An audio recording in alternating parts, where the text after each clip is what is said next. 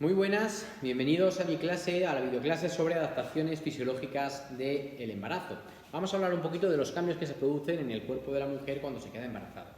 Y vamos a empezar hablando de los cambios cutáneos, ¿no? ¿Por qué cambia la piel de la embarazada? Pues por el aumento de los estrógenos y también por el aumento de la hormona melatonina estimulante. Pensar que durante el embarazo todas las hormonas hipofisarias, salvo la FSH y la LH, van a estar aumentadas. La FSH y la LH no, porque no pueden estar aumentadas porque estrógenos y progesterona están muy altos por la producción primero del cuerpo lúteo y después de la placenta. Por eso la FSH y la LH durante el embarazo van a estar bajas. Pero el resto de hormonas hipofisarias van a estar altas. Por eso la hormona melatonina estimulante va a estar elevada y además, como hay muchos estrógenos, pues estos dos cambios justifican los cambios que se producen en la piel de la embarazada.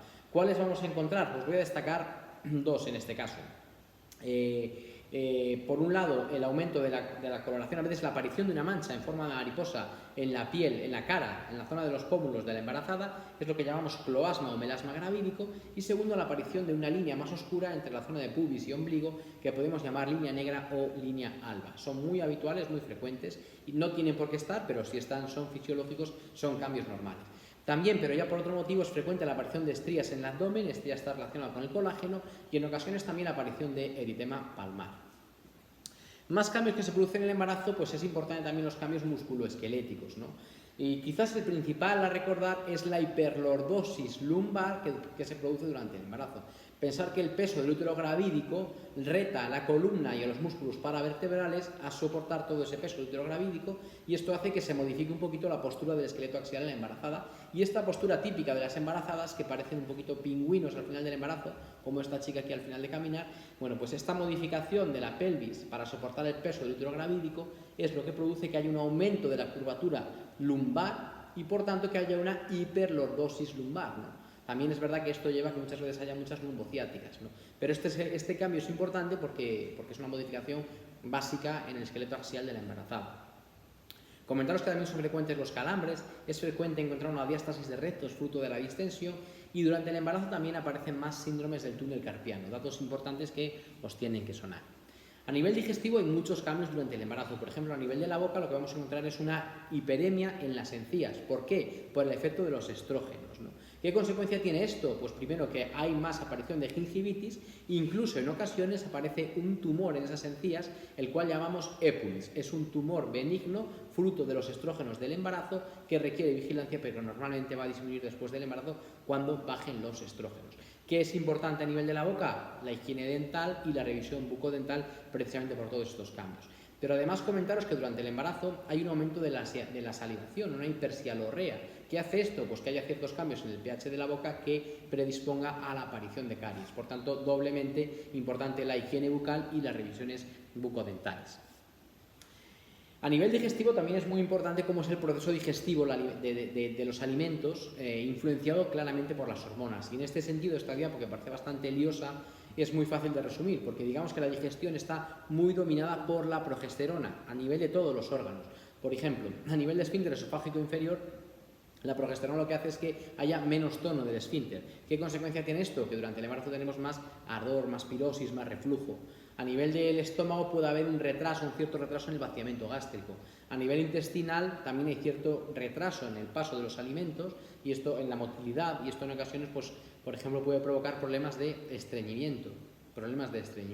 E incluso a nivel de la vesícula biliar y de la vía biliar hay cierta hipotonía también por efecto de la progesterona. ¿Qué consecuencia tiene esto? Que tenemos un aumento de los cálculos biliares que se producen durante el embarazo, ¿no? A veces de los cólicos biliares incluso, fruto de este efecto de la progesterona. Por tanto, muy fácil la digestión dominada por la progesterona, y a esto le sumamos pues el efecto del crecimiento, la ocupación de la cavidad abdominal por el útero gravídico en crecimiento. ¿Qué provoca esto? Que el estómago va a quedar totalmente desplazado, igual que el resto de las vísceras abdominales. Pues eso va a influir muchísimo también en la digestión, ¿no? De la posición normal del estómago a la posición que termina ocupando el estómago, desplazado por el crecimiento del útero gravídico, pues justifica claramente esto, más el efecto de la progesterona, los cambios que se van a producir en la digestión. Esto, por ejemplo, ha sido preguntado una vez, ¿no? La presencia de pirosis durante el embarazo se asocia con todos los siguientes factores, excepto aumento de la producción de progesterona, claramente, cambio en el metabolismo de los hidratos de carbono, ¿Influirá esto en la pirosis? No, ¿verdad? Relajación del cardias, ¿por qué? Por la progesterona, correcto. Disminución de la motilidad gastrointestinal, ¿por qué? Por la progesterona, correcto. Y desplazamiento del estómago por aumento del tamaño del útero, claro, lo acabamos de ver en la diapo. Por tanto, la que no corresponde sería el cambio en el metabolismo de los hidratos de carbono. ¿Qué más cambios se producen durante el embarazo? Cambios metabólicos, son muy importantes. Por un lado tenemos la ganancia ponderal. Por término medio se recomienda que la ganancia ponderal esté en torno a los 11 a 14 kilos, en ese margen entre 11 y 14 kilos, valorando siempre, que esto es fundamental, el IMC previo. A mayor IMC previo, sobre todo cuando el IMC está en cifras elevadas, pues menor será la ganancia ponderal, ¿no? Pero sí que hay consenso un poco en recomendar un aumento mínimo de 7 kilogramos de peso durante el embarazo, aunque como os digo, esto hay que individualizarlo siempre mucho, valorando el IMC previo. A nivel metabólico, comentaros que la primera mitad del embarazo la consideramos anabólica. Es un proceso en el que digamos que por encima de todo prima el almacenamiento de las grasas.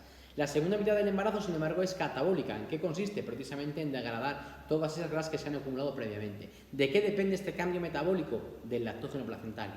Lo hemos visto cuando hablamos de la videoclase y cuando hablamos de la placenta hablamos del lactógeno placentario. Pues el lactógeno placentario es el que justifica precisamente que la mitad primera del embarazo sea de almacenar grasas, anabólica, y la segunda mitad del embarazo sea catabólica, sea de tirar de esas grasas. ¿Para qué? Para dejar más glucosa libre para la nutrición, para que vaya a la placenta, asegure el suministro de la placenta y por tanto la nutrición del feto. También hay cambios en el metabolismo de los hidratos de carbono. Al principio hay cierta tendencia a la hipoglucemia, mientras que en la segunda mitad del embarazo existe cierta tendencia a la hiperglucemia, también justificado, como os digo, por el lactógeno placentario. Y también hay cambios en los lípidos. Por ejemplo, es bueno que nos suene que hay un aumento del colesterol, que puede ser a veces incluso de un 50 o 60% respecto a las cifras preembarazo, y es normal, lo consideramos normal, y también un aumento de los triglicéridos, así como de las lipoproteínas. Están aumentados el VDL, el LDL y el HDL, sobre todo en el tercer trimestre. Cambios que todos ellos consideramos como fisiológicos del embarazo. Todos estos cambios, como os decía, están muy justificados por el lactógeno placentario, que sería la flechita azul que veis en la foto. Fijaros cómo a partir de la semana 24 principalmente el lactógeno placentario empieza a crecer, empieza a ser importante la cantidad de lactógeno placentario, y este crecimiento del lactógeno placentario es el que justifica los cambios metabólicos en el embarazo. A nivel respiratorio, que vamos a encontrar una respiración más profunda de lo normal, la respiración pasa a ser torácica y no abdominal, y vamos a ver como consecuencia de esto cierta hiperventilación, cierta disnea fisiológica del embarazo que puede llevar a una cierta alcalosis respiratoria leve, que suele ser compensada por vía renal, por vía metabólica, ¿no? También es importante que os suene que en el embarazo hay congestión nasal vascular importante, fruto de los estrógenos y la progesterona, lo cual lleva a unos síntomas como de que tienen un catarro permanente, una congestión nasal permanente, y también epístasis de repetición que están un poco relacionadas con esto, ¿no? A nivel funcional, que os suene que aumenta el volumen corriente, claro, la respiración es más profunda, y la capacidad inspiratoria. Sin embargo, disminuyen el volumen de reserva respiratoria y el volumen residual. Por esto es muy importante, en caso de urgencia, las embarazadas toleran muy mal las apneas, y está muy relacionado precisamente con estos cambios funcionales respiratorios. A nivel cardiovascular, que os quede un poquito que hay una hipertrofia del corazón y hay un aumento del gasto cardíaco en torno a un 30 a un 50%, ¿no? Todo esto tiene, entre otros efectos, por ejemplo, que también aumenta la presión venosa, aumenta significativamente, lo que conlleva que haya más varices, más edemas y más hemorroides. Además, hay un aumento del volumen plasmático mayor que de glóbulos rojos. ¿Qué consecuencia tiene esto? Pues que, por ejemplo, todo lo que medimos en sangre respecto a la dilución va a estar menor de lo que estaba previamente el embarazo. Por ejemplo, las plaquetas van a estar más bajas, los glóbulos rojos van a estar más bajos. Sin embargo, realmente no lo consideramos patológico en las cifras de antes, sino que solemos bajar las cifras precisamente por la hemodilución que provoca el embarazo. Os lo explico. Una mujer no embarazada, normalmente la hemoglobina tiene que estar por encima de 12.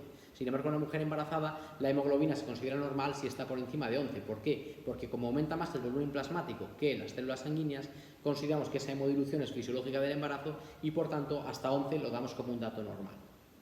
Comentaros también que el embarazo es un estado de hipercoagulabilidad, por tanto tenemos un mayor riesgo de trombos durante todo el embarazo. Claro, cuando hay muchos estrógenos siempre hay más riesgo de trombos. El embarazo lo es, por tanto claramente sería. Si aumenta el gasto cardíaco a nivel urinario, pues también va a haber un flujo plasmático renal aumentado entre un 30 y 50%, con un mayor filtrado glomerular. Se va a eliminar más urea y más creatinina. ¿Qué va a tener consecuencia esto? Pues una polaquiuria, que es normal. Comentaros también que la vía urinaria está también bastante afectada por la progesterona. ¿Qué producía la progesterona? Relajación de la vía, ¿verdad? Por tanto, si a nivel de la vesícula biliar la progesterona provocaba más cálculos biliares, a nivel urinario, ¿qué va a provocar la progesterona? Pues también más cólicos nefríticos y también cierto retraso en el vaciamiento de la vejiga, por tanto, más infecciones de orina. Y ya terminando, ¿qué más cambios podemos encontrar? Pues por ejemplo en el aparato reproductor y en las mamas. A nivel de la vagina, por ejemplo, vamos a ver la que está más vascularizada. Esto provoca que cambie de color, le llamamos a eso signo de Chadwick, que tiene una coloración azul violácea, que aparece una leucorrea fisiológica, el pH es más ácido. A nivel del útero vamos a encontrar una hipertrofia y una hiperplasia. Sin embargo, a pesar de todo eso, el istmo se va a estrechar, va a adelgazar, a eso le llamamos signo de Egar. Cambia de forma de pera ovoide, a eso le llamamos signo de Noble-Lubin, y aparece también el tapón mucoso o limos.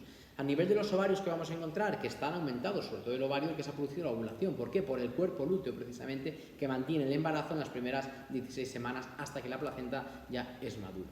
Y ya para terminar, a nivel de las mamas, que vamos a encontrar, pues muy importante, un aumento de la sensibilidad, la aparición de la red venosa de Haller, esas venas para devolver un poquito la sangre por la hiperemia que lleva, y sobre todo los cambios de coloración de la areola, que es lo que conocemos como areola mamaria de Du Bois, que consiste en el cambio, en el aumento de la coloración del complejo areola-pezón y que se produce sobre todo a partir del quinto mes, que sería un poquito lo que veis aquí en la foto, en la imagen de la derecha. Eso es lo que llamamos areola mamaria de Du Bois. Espero que os haya servido la clase, nos vemos en la siguiente. Chao.